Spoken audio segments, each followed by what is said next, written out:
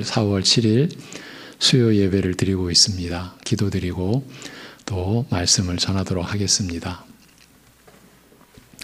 우리의 소망이시며 영광의 주가 되시는 우리 아버지 하나님, 각자 3일 동안 하나님께서 허락하신 그 자리에서 생활하던 하나님의 나라의 권속들이 이 수요 저녁 예배로 모여 이 시간 예배를 드리오니 참으로 우리를 긍휼히 여겨 주셔서 우리의 마음이 오직 하나님만을 향할 수 있게 하옵시고, 오늘도 우리에게 은혜를 베풀어 주셔서 우리가 지금 하나님을 따르고 하나님을 예배하는 그 신앙의 근본이 하나님의 말씀으로 인한 것인지를 또 점검받고 또 세움을 입고, 그리하여 말씀을 따라 성령님의 인도하심 가운데 하나님께로 더 가까이 나아가는 그러한 예배를 드림으로 인하여서 그러한 은혜를 우리가 다 누릴 수 있도록 역사하여 주옵소서. 그렇게도 하나님의 말씀을 따라 살아야 한다라는 것을 평생 수십 년 들어오면서도 여전히 하나님의 말씀에 익숙지 못하고 언제나 우리의 성정, 우리 중심에 그 무엇이 먼저 앞서고, 그래서 그로 인하여서 실족하고 실패하고 넘어지기를 너무나 잘하는 우리들을 불쌍히 여겨주시고 오래 참아주시고, 그런 우리를 또 징계하시며 또 우리를 세워주시며 또 하나님을 향할 수 있도록, 주를 따를 수 있도록 우리를 인도하심을 그저 감사를 드립니다. 오늘도 참으로 우리가 우리의 그 무엇을 근거로 여기 있는 게 아니라 오직 우리 주 예수 그리스도의 그 이름과 그 은혜를 우리가 붙잡고 그 근거로 삼고 이 시간 하나님 앞에 나와 예배드리며 찬송드리며 또 기도를 올리며 또 하나님의 말씀을 받고자 하는 우리의 심령들을 참으로 긍휼히 여겨 주옵시고 품어 주시옵시고 받아 주시옵시고, 그리하여 말씀을 통해서 우리가 또 새 힘을 얻고 또 위로를 받고 우리가 살아가야 할 목적과 또 방향을 또 확인하는 그러한 복된 시간 되게 허락하여 주옵소서. 영상으로 이 말씀에 참여하는 우리 가족들에게도 하나님께서 크신 은총을 베풀어 주셔서 어찌하든지 이렇게 제한된 상황 속에서도 우리가 말씀으로 살아야 하는 그 본분을 다 하려고 애쓰는 그 모습을 주님께서 격려하여 주옵시고 위로하여 주옵시고 실족지 않도록 붙들어 주시옵소서. 우리 주 예수 그리스도의 이름으로 감사하며 기도하옵나이다. 아멘. 오늘 본문은 히브리서 12장 28절, 29절 2절입니다. 히브리서 12장 28절, 29절 2절.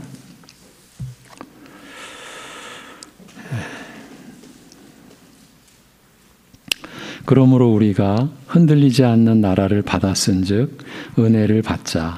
이로 말미암아 경건함과 두려움으로 하나님을 기쁘시게 섬길지니 우리 하나님은 소멸하는 불이심이라. 아멘. 직역으로 다시 한번 봉독해 드립니다. 그러므로 우리가 흔들리지 않는 나라를 받았으니 우리가 감사하되 이를 통하여 하나님을 경건함과 경외함으로 기쁘시게 섬기자.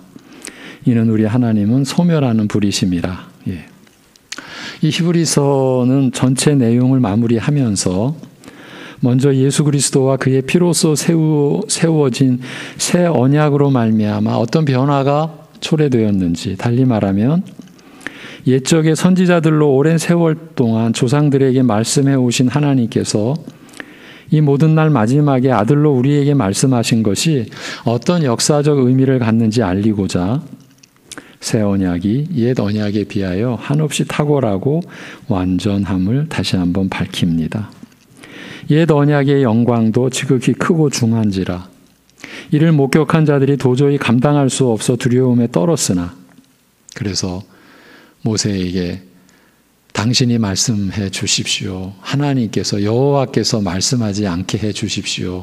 그랬던 구절을 우리가 기억하죠. 그렇게 두려움에 떨었으나 그럼에도 불과 흑운과 폭풍과 나팔 소리와 음성 등으로 손으로 만질 수 있는 것들, 즉 사람이 감각할 수 있는 형식으로 제한된 것이요. 비록 하늘의 실체에 관하여 증거하였으나 땅에 속한 것들을 빌려 간접적으로 증거한 것이요. 따라서 그 틀과 한계에서 벗어나지 못했습니다. 이것이 옛 언약, 그 영광도 물론 컸지만 그러나 그 틀과 한계를 벗어날 수 없었다는 것이죠. 그러나 우리 믿는 자가 그리스도 안에서 이르게 된 곳은 이제 새 언약의 역사죠. 우리가 이르게 된 곳은 이런 땅 차원에 속한 것이 아니라고 말합니다. 하늘에 속한 하나님의 도성이요, 천만 천사요, 하늘에 농명된 장자들의 총회인 교회와 만민의 심판주이신 하나님과 완전케 된 의인의 영들이며 무엇보다 새 언약의 중보이신 예수와 그의 피라고 말합니다. 우리가 이르게 된 곳을 이렇게 설명해 갑니다.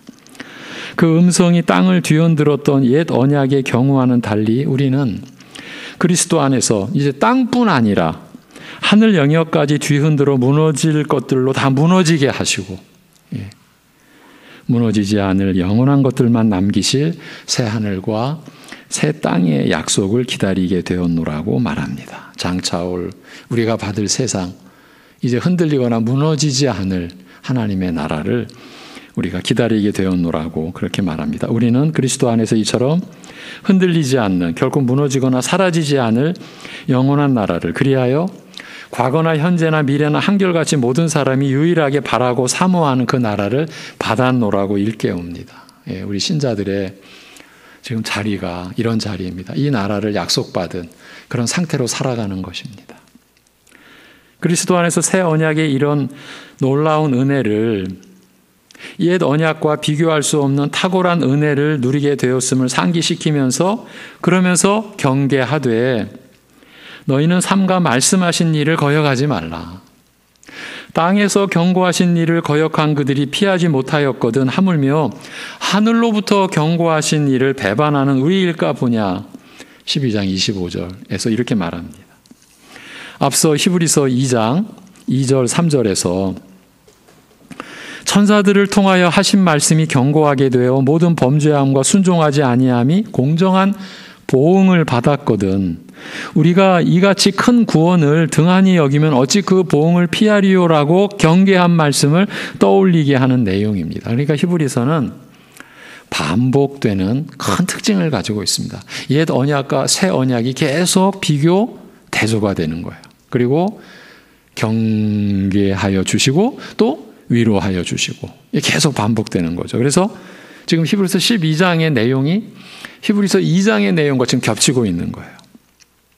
이 두 곳의 말씀이, 이 12장과 2장의 이 두 곳의 말씀이 다 같이 아들을 통하여 말씀하신 구원의 말씀, 이 복음, 곧 한없이 크고 귀중한 구원을 소홀히 하거나 거부하는 불신앙과 배도에 대하여 경계하고 있음에 주목할 필요가 있습니다. 이 기이하고 은혜로운 복음을 거부할 경우, 또는 이를 믿음으로 받아들인 후 배도할 경우, 믿음의 토대와 기본을 허물어버린 결과 이전 상태로, 즉 또다시 터부터 닦아야 할 그런 상태로 돌아가 버릴 경우, 하나님의 아들을 다시 십자가에 못 박아 현저히 욕을 보인 만큼 다시 새롭게 하여 회개케 할 수 없으리라고 경고한 말씀이나, 우리가 진리를 아는 지식을 받은 후 짐짓 죄를 범한 즉 다시 속죄하는 제사가 없고 오직 무서운 마음으로 심판을 기다리는 것과 대적하는 자를 소멸할 맹렬한 불만 있으리라. 모세의 법을 폐한 자도 두세 증인을 인하여 불쌍히 여김받지 못하고 죽었거든. 하물며 하나님의 아들을 밟고 자기를 거룩하게 한 언약의 피를 부정한 것으로 여기고 은혜의 성령을 욕되게 하는 자에 당연히 받을 형벌이 얼마나 더 중하겠느냐. 너희는 생각하라 라고 한 말씀 등 이 모두 같은 뜻이라고 할 수 있습니다. 그리스도와 그의 복음에서 떠나는 일이, 믿음을 버리는 일이 이렇게 심각할 수밖에 없는 이유는 바로 자신의 구원의 근거와 보증이 되는 복음의 은혜를 스스로 부인하고 버리는 것이기 때문입니다. 이런 돌이킬 수 없는 경우에 대하여 굳이 경계하는 까닭은 택자와 비택자, 그러니까 선택자와 유기자, 알곡과 가라지, 참된 믿음과 거짓 믿음이 섞여 있어 택함받지 못한 자는 결국 믿음에서 떠나게 되는 현실 교회의 상황과 상태를 염두에 두었기 때문이라 할 수 있습니다. 그 히브리서 6장 또 10장에 오면서 지금 방금 전에 아주 압축해서 말씀드린 그러한 내용들이 우리의 신앙을 경고케 하는 측면보다는 두려움에 떨게 하고 불안에 떨게 하고 또 오히려 그 교회 대적들의 좋은 그 공격 소재를 제공하는 것으로, 야, 이거 봐라. 특히 종교개혁의 그 은혜의 정통을 이어받았다라고 하는 장로교회가 성도의 견인이라고 하는 구원의 시작과 과정과 마지막을 하나님께서 온전히 주관하신다라고 하는 그런 교리가 이러한 말씀에 의해서 산산이 부서지는 것 아니냐, 이렇게 공격하는 그 내용들이라고 하는 걸 우리가 계속 살피고 왔죠. 그러나 그게 아니라는 거였어요. 예. 그런 지금 의미를 히브리서 기자가 나타내는 것이 아니라 오히려 이 택자와 비택자, 알곡과 가라지, 참된 믿음과 거짓 믿음을 분명히 전제로 하고 염두에 두고 거짓 믿음은 반드시 현실 교회를 떠나게 된다. 그런 상태를 염두에 두고 우리로 하여금 경계시키고 성령 안에서 정신 차리도록 인도하는 내용이라는 것을 쭉 보아왔습니다.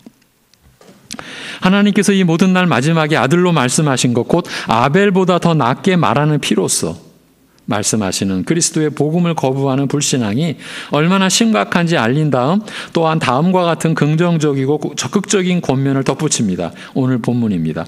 그러므로 우리가 흔들리지 않는 나라를 받았으니 우리가 감사하되 이를 통하여 하나님을 경건함과 경외함으로 기쁘시게 섬기자. 이는 우리 하나님은 소멸하는 불이심이라. 흔들려 무너지거나 사라지지 않을 하늘의 영원한 나라를 받았으니 감사함으로써 하나님을 섬기자는 말씀은 이런 기이한 은혜를 입은 자에게서 자연스럽게 흘러나오는 감사를 통하여 하나님에 대한 경건한 섬김이 이루어진다는 뜻을 나타내는 것으로 볼 수 있습니다. 지난 시간의 것을 다시 한번 짚어보고 있는 겁니다. 은혜에 대한 감사가 하나님을 섬기는 삶의 형태로 나타난다. 더 나아가서 이것을 가능하게 하는 동력이 된다. 그러니까 하나님을 섬기는 삶의 동력이 된다라는 거죠. 이것은 분명하죠. 우리가 은혜에 대한 감사가 하나님을 섬기는 삶의 형태죠. 아주 근본적인 형태죠. 성령 충만의 그 양상, 성령으로 충만한 신자의 양상이 하나님을 찬양하며 모든 일에 그리스도의 이름으로 하나님 아버지께 감사함으로 나타난다라고 하지 않습니까? 이제 그리고 나서 우리 서로 간의 관계에서 피차 복종하는 관계로, 서로 사랑하는 관계로, 이것이 성령 충만이다. 이게 거기서도 드러나는 거죠. 그러나 우리가 감사하자라는 말은 우리가 은혜를 받자라는 뜻을 나타낼 수도 있습니다. 우리말 성경은 그렇게 번역했습니다. 만일 우리가 은혜를 받자라는 뜻을 택한다면 이런 흔들리지 않는 영원한 나라를 받은 자들에게서 당연히 기대되는 것은 경건함과 경외함으로 하나님을 섬기는 모습이며, 이런 섬김은 은혜를 통하여 이루어지는 만큼 우리가 은혜를 받자 이렇게 권하는 것으로 볼 수 있을 것입니다. 이것 역시 우리 신자들의 삶에 있어서 가장 기본 아닙니까? 우리는 매일 은혜를 구합니다. 우리가 은혜를 통해 믿음으로 살아갈 수 있는 힘을 얻으니까. 예. 그런 법은 없습니다. 내가 작년에 참 많이 저축해 놔가지고 은혜 받은 은혜를 잘 쌓아 놔가지고 뭐 이번 주간은 뭐 오늘은 그게 아닙니다. 그래서 주님이 우리에게 가르쳐 주신 기도에 하나님을 향한 그 원대한 기도의 내용과 목표를 가르쳐 주신 다음에 이제 우리에 관련해서 첫 마디가 뭐라고 그랬죠? 일용할 양식을 주옵시고라고 기도할 것을 가르쳤어요. 영육 간의 양식이죠. 예. 사실은 육적인 양식보다 영적인 양식에 그 앞뒤에 그 기도를 가르쳐 주신 문맥을 보면 육의 양식보다는 영의 양식 쪽에 훨씬 더 강조가 되어 있다라고 자꾸 그렇게 느껴져요. 예.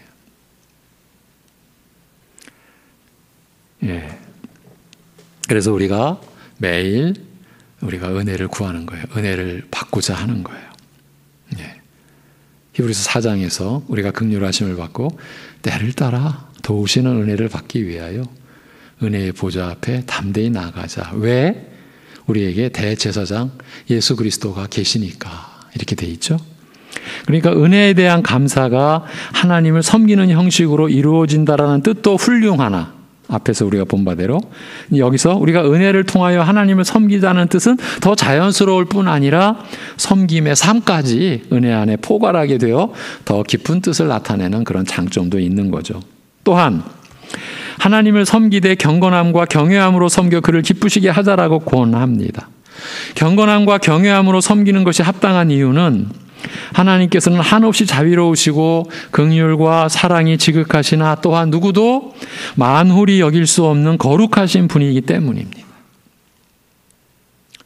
그래서 제가 요즘에 고린도전서 12, 13, 14장을 은사에 초점을 맞춰서, 물론 그 장들이 은사에 초점을 맞춘 거니까 지금 몇 주째 보고 있는데, 제가 어제 아침인가 그제 아침인가 우리가 기도하면서 하나님을 만홀히 여기는 경우를 제가 몇 가지 예를 들었어요. 예. 우리가 육신의 부모님 앞에서도 그 부모님의 은혜를 아는 자식이라면 함부로 말을 못하게 되어 있는 것 아닙니까? 근데 우리는 기도하면서 하나님을 얼마나 만홀히 여기는지, 특히 그 거짓된 기도를 통해서 우리가 어떻게 하나님 앞에서 참 오만방자했는지 제 자신을 포함해서 그런 얘기를 나누고 있어요. 여러분, 그 선하시고 인자하시고 긍휼이 풍성하시고 사랑이 지극하시나 또한 누구도 만홀히 여길 수 없는 거룩한 분이시기 때문인 거예요. 그래서 경건함과 경외함으로 섬겨야 된다는 거예요. 우리말로는 두려움으로 섬기자라고 그랬죠. 경건함과 두려움으로. 이에 덧붙여 하나님께서는 소멸하는 불, 곧 책임을 물어 멸하시는 분이라고 또 말합니다. 이 히브리서의 이게 아주 근본 구조예요. 격려해주며 또 경계시키고, 우리 신앙의 이 균형을 계속 잡아주고 있는 거예요. 하나님의 무한한 자비로우심과 긍휼과 용서의 사랑은 하나님의 거룩하심과 더 나아가서 불신앙과 불순종에 대한 책임을 물어 멸하시는 분이시라는 사실과 언뜻 부딪히는 것처럼 보이기 쉬우나 사실은 그렇지 않으며, 따라서 하나님의 사랑과 긍휼이 하나님께서 죄에 대하여 진노하사 소멸하시는 불이시라는 사실을 흐리거나 잊어버리게 하지 않도록 일깨우는 말씀이라 할 수 있어요. 우리가 하나님의 사랑과 긍휼을 찬송하고 그 은혜를 우리가 붙잡지만 죄에 대하여 진노하시는 하나님, 소멸하시는 불이시라는 사실을 우리가 잊어버려서는 또 안 되는 거죠. 우리는 본래 우리의 모습입니다. 하나님의 심판과 영원한 죽음과 멸망이 선고된 죄인이었으나 우리의 형편이 그랬었어요. 그런데 그리스도께서 단번에 이루신 구속으로 말미암아 죄사함 받아 하나님으로부터 우리의 죄를 다시 기억하지도 않으시는 은혜를 입었습니다. 이것이 새 언약의 약속의 핵심 아니었습니까? 내가 죄를 기억조차 하지 아니하리라. 그리스도께서 이루신 새 언약의 피를 흘리시면서 이루신 새 언약의 중보로서 우리에게 입혀주신 은혜의 본질은 이제 죄를 기억조차 하지 않으시는 거예요. 죄 중에 잉태된 우리는 날 때부터 부패한 성품을 지닌지라 부끄러운 욕망을 따라 살아갈 뿐 선을 행할 능력이 없으나 우리 믿는 자 안에 영원히 거하시는 성령께서 날마다 우리를 가르치시고 권하시며 인도하시는 그 은혜와 능력을 따라 우리의 안과 밖이 점점 변화되어 가게 되었습니다. 여러분이 지금 그 과정에 계신 겁니다. 이 은혜는 단번에 이루신 그리스도의 구속과는 달리 평생 동안 지속적으로 이루어지는 만큼, 그렇죠? 그 과정에서 신자는 완전함에 이르지 못한 채 여전히 부족한 모습을 보이며 때로는 실수와 실패하는 일도 없지 않습니다. 이런 우리를 버려두지 않으시고 죄를 지적하여 책망하시고 바로잡으시는 하나님의 징계로 인해 낙심과 좌절에 빠진 신자를 향하여 히브리서는 하나님의 징계 안에 담긴 깊은 사랑, 그 사랑을 알려 저희를 위로하고 격려하여 일으켜 세우고자 합니다.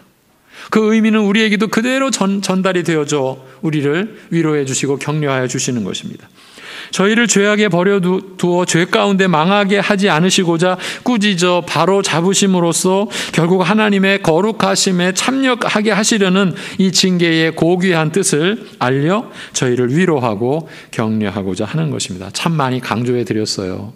구약을 보실 때나 신약을 보실 때나 징계의 장면이 나오면 꼭 사랑의 의미로 겹쳐서 받으라고. 하나님의 징계는 우리를 사랑하셔서 당신의 그 거룩하심에 참여케 하고자 하는 그 깊고 고귀한 뜻을 우리가 놓치면 안 된다. 그렇지 않으면 낙심하여 좌절에 빠지고 두려움에 빠져서 큰 고통을 겪을 수 있기 때문에 그런 거죠. 실제로 우리 교인들은 그런 경우들을 많이 겪기도 하고요. 하나님의 징계에 담긴 이런 고귀한 뜻과 사랑을 따라 권하되 화평과 거룩함을 쫓으라고 권합니다. 우리가 앞에서 다 본 내용입니다. 경건함과 경외함으로 하나님을 섬기는 삶, 성도의 거룩한 삶을 권하는 이런 명령이나 권면은 하나님의 거룩하심에 참여하게 하시려는 고귀하고 은혜로운 뜻에 따른 것이며 하나님의 이 뜻은 결코 변하지 않음을 우리 믿는 자로 반드시 그의 거룩하심에 참여하게 하실 것을 알리신 말씀이라 할 수 있습니다. 여러분, 하나님의 우리를 향한 뜻은 변하지 않습니다. 우리 믿는 자로 반드시 하나님의 거룩하심에 참여하게 하실 것을 알리신 그 말씀대로 하나님은 역사하십니다. 그리고 우리를 그렇게 인도해 가십니다. 지난 주일에도 그런 말씀을 드렸습니다. 천지 만물의 목적과 과정은 그 천지 만물 자체가 정하는 법이 없습니다. 피조물이 정하는 법이 없습니다. 하나님께서 그 존재 목적과 그 과정을 정하셨고 그걸 이루어 가세요. 그 안에 우리 하나님의 형상으로 가장 영광된 피조물로서 물론 그 모든 지위를 다 상실케 해버렸지만 우리 인간들도 그 존재 목적과 과정은 하나님께서 정하시는 거예요. 근데 그 목적이 하나님의 거룩하심에 참여토록 하시는 거예요. 사실은 너무 영광된 그 하나님의 부르심 아니겠습니까? 근데 이것을 우리가 평생 못 깨닫기도 하는 거예요. 신자로서도. 그리고 엉뚱한 것을.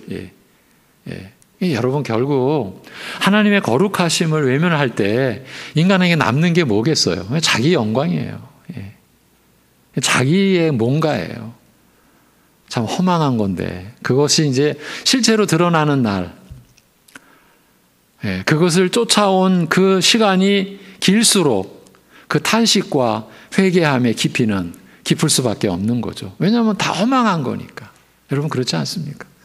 거듭난 새 생명에 우리가 무엇을 참여할 수 있고 우리가 무엇을 바라고 뭘 우리가 그 평생을 집념을 다 기울여 우리가 붙잡았다 하더라도 그 거듭난 새 생명, 이 거룩한 신앙 양심에 우리가 보탤 게 하나도 없어요.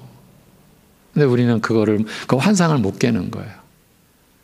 여러분, 우리 신자로서 더 진실되게 열심히 살아야죠.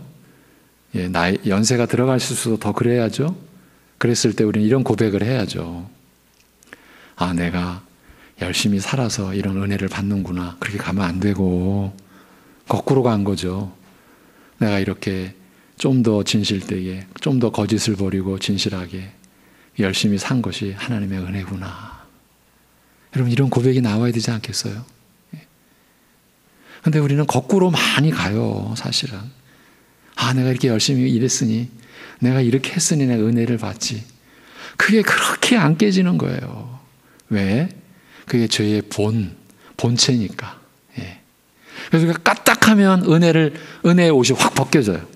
그러니까 은혜의 옷이 확 벗겨지는 순간 탁 나오는 말이, 아, 내가 이렇게 열심히 했으니까 은혜를 받는 거야. 이렇게 돼버리는 거. 빨리 다시 은혜의 옷을 입어야 돼. 하나님 긍휼히 여겨주소서. 또 제가 또 착각하고 또 제가 사탄의 미혹에 빠졌고 제 탐욕에 제가 또 넘어졌습니다. 빨리 돌아와야 되는 거죠.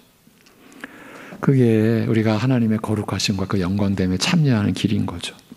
그러나 계속 또 이어가면 하나님의 징계에 담긴 이런 깊은 사랑과 은혜로운 뜻을 알린 다음 너희는 돌아보아 하나님의 은혜에 이르지 못하는 자가 있는가 두려워하고 또 쓴뿌리가 나서 괴롭게 하고 많은 사람이 이로 말미암아 더러움을 입을까 두려워하고 음행하는 자와 혹 한 그릇 식물을 위하여 장자의 명분을 판 에서와 같이 망령된 자가 있을까 두려워하라라고 덧붙인 말씀은 자신의 부패한 성품과 연약함을 늘 의식하지 않을 수 없는 우리로 하여금 또 불안과 근심에 쌓이게 하나 이런 불행한 결말은 에서와 같이 택감을 받지 못한 자, 즉 처음부터 주께 속한 적이 없었던 가라지에게 적용되는 것이며, 그래서 하나님께서 택하시고 불러 믿게 하신 신자의 경우 그의 구원은 안전함을 오히려 우회적으로 일깨움으로써 우리로 하여금 연약한 중에도 하나님을 더욱 신뢰하고 의지하게 하는 거예요. 여러분, 연약한 중에 더욱 하나님을 신뢰하는 것이 우리 신자들의 가는 길이에요. 내가 강할 때 의지하는 거, 사실은 그게 지금 문제가 아니라 우리가 연약함을 느낄 때 더욱 하나님을 신뢰하고 의지해야 되는 거죠.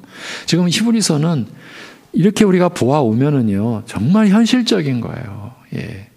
무슨 신앙을 구름 위에 무슨 뭐 펼쳐놓은 뭐 그림책이 아니라 우리의 현실을 너무나 예리하게, 예. 그냥 한순간에 넘어져 버리고 깨져버리는 우리의 연약함을 너무나 예리하게 통찰하면서 그 속에서 하나님의 우리를 향한 뜻, 영원한 작정을 계속 밝혀주며, 그리고 택함받지 못한 자들의 결말도 계속 옆에서 비춰주며, 그래서 우리로 하여금 연약한 중에도 더욱 하나님을 의지하고 신뢰하게끔 만들어주면서 우리를 계속 이끌어가는, 그래서 계속 반복되는 거예요. 예. 징계에 담긴 하나님의 깊은 사랑과 은혜로운 뜻, 그리고 하나님의 택하심과 부르심에 따라 주를 의지하게 된 우리의 구원이 참으로 안전함으로 위로를 받고 하나님에 대한 신뢰로 든든하여지나, 그럼에도 하나님은 소멸하시는 불이시라는 말씀 앞에서 우리는 여전히 삼가하고 조심하며 두렵고 떨림으로 구원을 이루어가는, 예, 주님이 온전히 이루어 주신 그 구원에 참여하는 그 은혜를 누리는 자세와 마음가짐을 갖게 되는 거예요. 두렵고 떨림으로 구원을 이루어 간다라고 해서, 이게 빌립보서의 표현이죠. 그렇게 이루어 간다라고 해서 구원의 불확실함 때문에 갖는 불안과 두려움은 아닌 거예요. 이걸 이제 우리가 성숙함 속에서 구별해 가야 되는 거예요. 그리스도의 구속의 능력과 우리를 택하시고 부르시고 영화롭게 하시는 하나님의 사랑의 이 진실불변함은 우리 구원의 안전과 확실함에 대한 든든한 보증이요, 우리로 하여금 안심케 하는 것이기 때문이에요. 다만 우리를 불러 구원하시는 거룩한 목적에 그 한없이 높고 귀중함과 그 앞에선 우리가 심히 연약한 자임을 의식하면서 오직 하나님의 사랑과 그리스도의 은혜를 의지할 수밖에 없는 자로서 상가며 조심하게 되는 자세일 뿐입니다. 여러분, 바울 사도가 그 생애 초창기에는 내가 사도보다 작은 자라고 그랬어요. 그러다가 중반쯤 가면 나는 모든 성도보다 작은 자, 이게 점점 낮아져 가는 거예요. 그러다가 이제 말년에는 나는 죄인 중에 괴수라고. 여러분, 이 바울은 우리 신자의 본이라고 하나님께서 명시했어요. 그거는 우리가 따라가야 될 모습이라는 거예요. 예. 제 얘기를 해서 좀 죄송합니다만, 제가 이제 벌써 이제 25년 전이죠. 제가 1994년도 부천에 왔어요. 이제 장애인 가족들을 만나서 제가 10년을 딱 같이 있으면서 3년으로 저에게 변화가 오기 시작했어요. 3년 동안은 제가 그 친구들보다 우위에 있었어요. 우위. 제가 높았어요.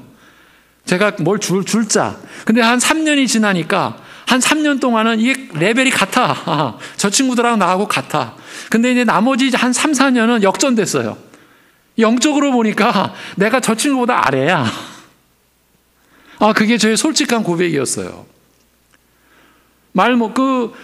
한 100명이 같이 있으면 90명은 말 못하는 친구들. 같이 예배를 드리면 이거는 좀 여러분들은 이해가 안 되죠.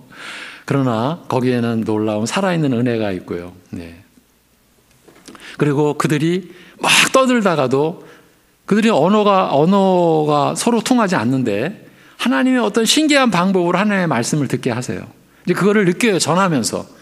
근데 그런 이제 10년을 보낼 때 처음에는 제가 그들 위에 있었어요. 그럼 너무 자연스러웠죠, 제 위에 있는 게. 근데 한 3, 4년 지나니까 이게 아닌 것 같아. 저 친구들하고 나하고 눈높이가 같아. 근데 또 한 3, 4년 지나니까 이거 아니네. 하나님 앞에서는 제가 그들 아래에 있다라는 것을 제가 이렇게 고백이 안 될 수가 없더라고요. 이런 제 얘기를 해도 죄송한데. 지금 바울 사도가 나는 사도 중에 가장 작은 자다 이렇게 시작을 합니다. 자의식이. 근데 조금 있다가 내가 성도들 중에 가장 작은 자임을 고백을 합니다. 그러다가 이제 그의 최후의 고백은 내가 죄인 중에 괴수다. 왜 그렇습니까? 하나님의 거룩하심 앞에서 자신의 연약함이 더 하나님께 가까이 갈수록 나타나는 거예요. 여러분, 대략 이런 빛 가운데 이런 하얀 와이셔츠에 묻은 오물이 안 보이잖아요. 근데 한낮 태양 앞으로 가면은 여기도 오물 있고 저기도 오물 있고, 그런 자연적인 현상으로도 우리가 확인하듯이 하나님의 영광, 지존하심, 더 이상 높이 올라갈 데가 없이 온전하신 그 지존하신 하나님의 어미로우심을 말씀을 통해서 깨달을수록 말씀을 전하는 사도 역시 자기의 연약함과 자기의 그 한없이 낮아짐이 계속 드러나니까 그의 고백이 드러나는 거예요. 내가 성도들 중에서 가장 작은 자입니다. 그러다가 제가 죄인 중에 괴수입니다. 이런 고백이 되는 거죠. 지금 우리를 불러 구원하시는 거룩한 목적의 그 한없이 높고 귀중함과 그 앞에 선 우리가 심히 연약한 자임을 의식하면서, 그래서 오직 하나님의 사랑과 그리스도의 은혜를 의지할 수밖에 없는 자로서 삼가며 조심하게 되는 그 자세를 히브리서는 계속 일깨워 주는 거예요. 그래서 우리에게 있어서 가장 사실은 좋을 때가 언제냐면요, 저는 그렇게 생각을 합니다. 상황이 좋을 때가 아니고 내 심령이 진정으로 은혜를 간절히 구하는 심령이 될 때, 이게 뜻대로 안 되자는 것 여러분도 아시잖아요. 예. 그때 지금 내가 은혜를 간절히 사모할 때, 그때가 사실은 가장 좋은 거예요. 우리는 가장 선한 때인 거예요. 그렇지 않습니까? 우리의 영혼을 보장하는 것은 우리가 눈에 보이는 그 무엇도 아니에요. 오직 그리스도의 우리를 위한 죽으심과 부활의 그 은혜 안에서 우리는 영생의 근거를 부여잡고 장차 올 세상 새하늘과 새 땅에 대한 완전한 그 보장을 오직 그리스도의 죽으심과 부활로만 우리는 붙잡고 살아가는 거예요. 그래서 바울 사도가 내가 그리스도와 그의 십자가에 못 박힌 것 외에는 아무것도 아니하기로 작정했고 내 자랑은 그리스도의 십자가뿐이라고 하는 그 고백이 우리에게 계속 쳐와야 돼요. 우리의 심정을 쳐야 되고 또 생각을 일깨워야 되고. 히브리서도 지금 계속 그런 우리의 자세를 촉구하고 있는 거예요. 바울 사도가 남에게 복음을 전파한 후에 자신이 도리어 버림을 받을까 두렵다, 즉 시험에 통과하지 못한 부적격자로 발견될까 두렵다라고 한 말은 마치 바울이 버림받을 가능성을 염두에 두었다라는 뜻으로 오해하기 쉬워요. 사실 이 우리의 대적자들은 그런 구절을 가지고 봐라, 바울도 자기가 버림받을까 저게 벌벌 떨고 있지 않느냐, 이렇게 이제 치고 들어오는 거거든요. 그게 아니고, 바울 사도가 지금 그런 뜻으로 말한 게 아니고, 예정과 선택, 부르심과 영화에 이르기까지 흔들림 없이 반드시 구원을 이루실 하나님의 그 진실하심, 그리고 성도의 견인에 대한, 성도의 시작과 과정과 마지막에 대한 완전한 그 하나님의 그 주관과 이루심에 대한 확신과 기쁨을 전제와 바탕으로 한 것, 그러기 때문에 경외함으로 두려워함으로 하나님을 섬긴다는 그런 고백인 것이라는 것을 우리는 잊지 말아야 돼요. 고린도전서 10장에 저희에게 당한 이런 일이 거울이 되고, 개역판으로 읽어드리는 거예요. 거울이 되고 또한 말세를 만난 우리의 경계로 기록하였느니라. 그런즉 선줄로 생각하는 데는 넘어질까 조심하라. 사람이 감당할 시험 밖에는 너희에게 당한 것이 없나니 오직 하나님의 미쁘사 너희가 감당치 못할 시험 당함을 허락지 아니하시고 시험 당할 즈음에 또한 피할 길을 내사 너희로 능히 감당하게 하시느니라고 하신 말씀이나 고린도전서 10장이에요. 또 빌립보서 그러므로 나의 사랑하는 자들아 너희가 나 있을 때뿐 아니라 더욱 지금 나 없을 때에도 항상 복종하여 두렵고 떨림으로 너희 구원을 이루라. 너희 안에서 행하시는 이는 하나님이시니 자기의 기쁘신 뜻을 위하여 너희로 소원을 두고 행하게 하시나니. 여러분, 우리가 평생 묵상해도 이 구절구절의 의미의 그 깊이를 다 우리가 소화 못할 그런 내용들 아닙니까? 그렇게 행하나니 모든 일을 원망과 시비가 없이 하라. 이런 말씀은 히브리서가 지금 우리에게 촉구하고 있는 자세가 어떤 것인지 이해하는 데 도움이 될 것입니다.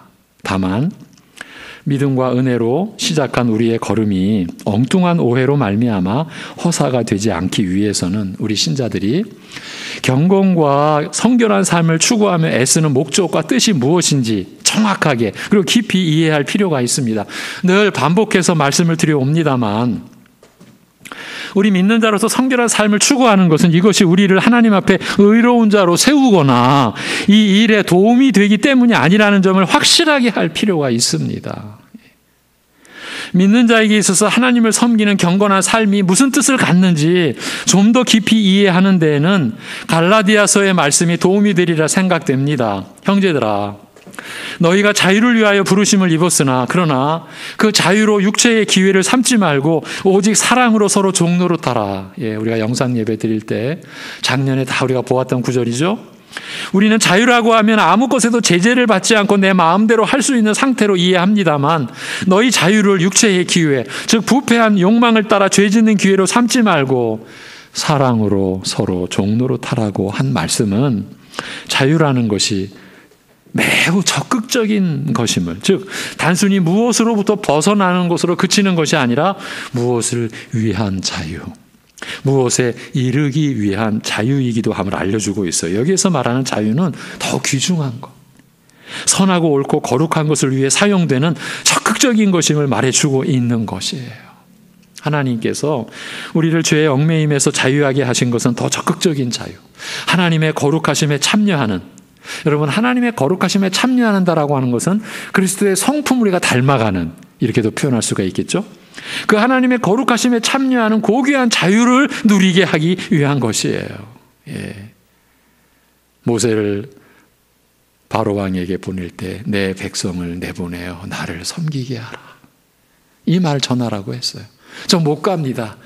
네 형 붙여줄 테니 가라. 저 못 갑니다. 40년 전에는 안 그랬죠. 자기 스스로가 사람을 죽이기까지 했던 모세가 광야 40년 그 연단을 받고 나서 이제 80세 되어서 저 못 갑니다. 이게 하나님의 사람의 모습이죠. 그런데 가라. 가서 내 백성을 보내어 나를 섬기게 하라. 여러분, 하나님이 우리를 부르신 목적은 여기에 있는 거예요. 그러니까 하나님의 거룩하심에 참여하는 그 고귀한 자유를 누리게 하기 위한, 하나님을 섬기는 자유를 누리게 하기 위한 것이에요. 경건한 삶은요, 우리가 무엇을 얻기 위해 치르는 대가가 아니라, 여러분, 우리가 신자로서 성결하게 경건하게 의와 거룩을 쫓아 우리가 살려고 하는 것은 무엇을 얻기 위해 치르는 대가가 아니라, 시샘말로 무슨 투자가 아니라, 이건 비열한 표현이죠. 교회에서는 이런 표현은 없어야 돼요. 그게 아니라 그 자체가 가장 고귀하고 가치 있는 목적이요, 더욱이 여기에 이르는 모든 과정이 은혜로 이루어지는 것인 거예요. 그러니까 이런 과정에 참여해서 우리는 더 은혜를 많이 누리는 거예요. 불경건은 반면에 하나님의 거룩함에 참여하게 하시려는 이 귀중한 뜻을 무의미하게 만들며, 죄는 하나님께서 우리를 죄에서 구원하신 선하신 목적과 뜻을 무너뜨린다라는 관점에서 바라본다면 경건의 요구와 권면은 전혀 다른 뜻과 모습으로 드러날 것입니다. 다른 어떤 것을 얻기 위해 치러야 할 대가가 아니라 오직 은혜로 가장 복된 목표에 이르기를 일깨우며 권하는 말씀임을 발견하게 될 것입니다. 우리 안에 영원토록 거하시는 성령께서, 여러분, 우리가 받은 은혜의 사실은 하나하나를 여러분 새기면요, 지금 우리가 성령님 해도요, 우리 안에 영원토록 거하세요. 이거를 우리가 어떻게 이루어내고 우리가 어떻게 우리 말로 진술을 하겠어요? 이게 다 하나님의 말씀, 하나님이 이루시고 행하시고, 그래서 우리에게 주신 말씀을 우리가 알게 된, 우리 안에서 일어난 일, 이번 주 제가 말씀, 우리 밖에서 일어난 일이, 그 진리가 우리 안에서 이루어졌어요. 그걸 은혜라고 했죠.